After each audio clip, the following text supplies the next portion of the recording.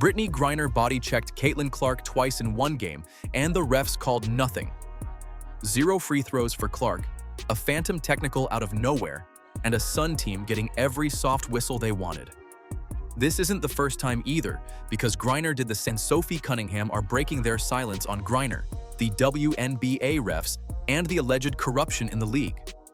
You don't want to miss this, as they didn't hold back, sending the entire WNBA in a panic. Let me know down in the comments below if you stand with Caitlin and Sophie. Caitlin Clark was getting grabbed the entire game and didn't get one free throw. Not one. She also got hit in the lip, had a little bloody lip going on before any of this even started, but she balled out. 25 points, 10 for 17 shooting, 5 3 balls.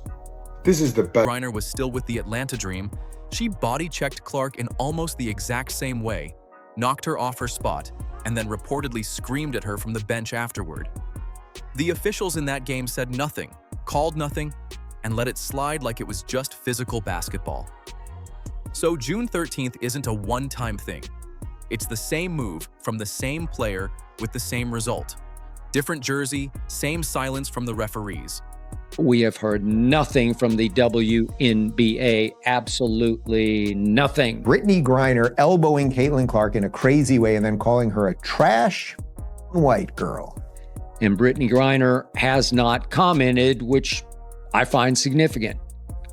I've watched that video countless times, and it sure looks like Brittney Griner says, white girl. The WNBA should investigate Brittney Griner's seemingly uttering profanities about white girl.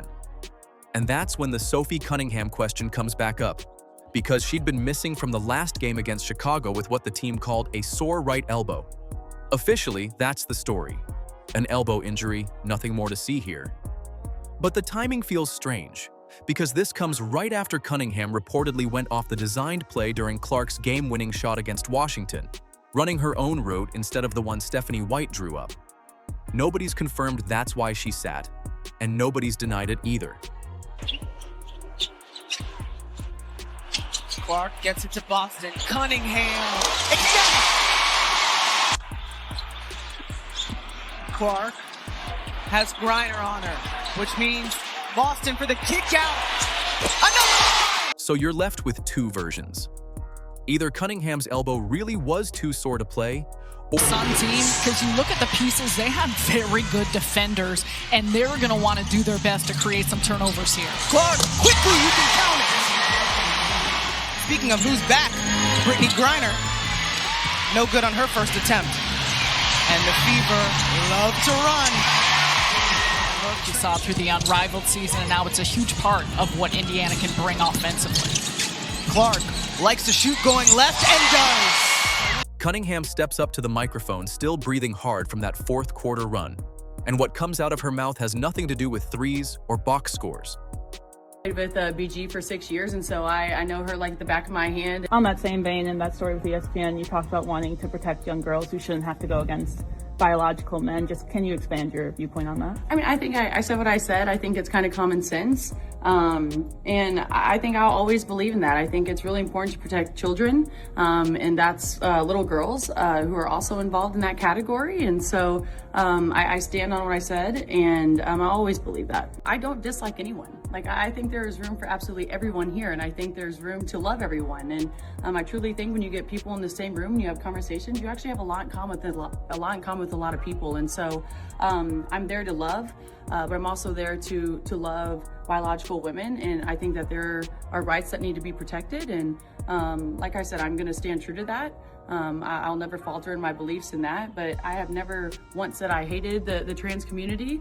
Like I said, I think there's space for everyone. There are going to be some negative comments, but there's also a whole bunch of positive comments too that no one really ever, people hate positivity for some reason. I have no idea why, but there's a lot of positive comments too when it comes to that. And so, it is what it is. Like I said, we're all human. We're no one's perfect here. And so I really don't care what other people have to say. I know who I am. My people know who I am. And hopefully I'm doing them proud and making room for young boys and girls in our world to have a better future than we did. So Cunningham didn't wait for a bigger platform or a better moment. The second the microphone was in front of her, she used it. No hesitation, no filter, no walking anything back afterward either. And now everybody's waiting on one more voice because Clark doesn't dodge it, doesn't downplay it, doesn't give some soft coach speak answer. She just says what she thinks. Technical, I didn't need an explanation. I deserved it, but it was worth it. The delay of game made no sense. It felt like Tyler wanted to assert himself into the game, and that was ridiculous. So that just not a point in the game he needed to call that. I went and got the ball, went off my foot off the scores table, and then he gave us a delay game, which is a team technical foul. So you can ask Tyler. I don't agree with that. Here's exactly what she said. The delay refs inserting themselves into moments they don't need to be part of, changing the rhythm of games with calls that don't need to be made. So Caitlyn celebrating, ice in the veins. Come on, dog. Then watch this. Look, telling the man bye-bye. And then shush it again. Look, she's gonna go to the sideline. You gonna see what she was saying. He was saying to her. Look, run his mouth all effing game. I told him bye-bye. And that connects straight back to everything from earlier in this same game. 0 free throws for Clark.